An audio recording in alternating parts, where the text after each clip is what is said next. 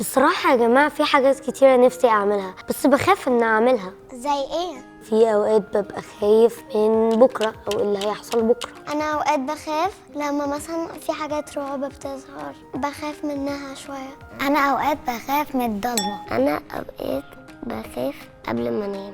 وانا اوقات بخاف اعمل حاجة غلط في الواجب او حاجات زي كرافت وانا لازم امشي على اللاين، خايفة يعني امس اللاين. طب واحنا ممكن نعمل ايه عشان نبطل الخوف أو نساعد إن الخوف يقل؟ مثلا ممكن لو الحاجة دي احنا بنخاف منها نقعد نشتغل عليها ونعملها مع حد كبير، او مثلا نصلي، او مثلا نرنم حاجة. أنا بقول جملة تساعدني كده تقويني ورا بعض أكتر من مرة. انا بتشجع بآية. طب ايه هي الآية؟ لا تخف لأني معاك. حلو. اول يوم مدرسة في تالتة ابتدائي كنت خايفة ان صاحبتي ما تبقاش معايا في الكلاس، فاتضايقت لما لقيتها ان هي ما كانتش معايا في الكلاس، بس اتفقنا مع بعض ان هو في وقت الفسحة نلعب مع بعض ونتبسط مع بعض.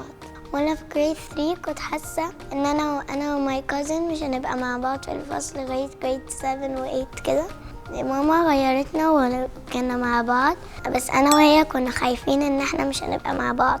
انا الصراحه قلت لكم ان انا في الاول بخاف من الضلمه، بس ساعتها كنت بقعد اصلي واقول لرب ساعدني ان انا ما اخافش من الضلمه. أنا بصراحة من سنة أو سنتين كان في مؤتمر وأنا كنت خايف جدا أروحه.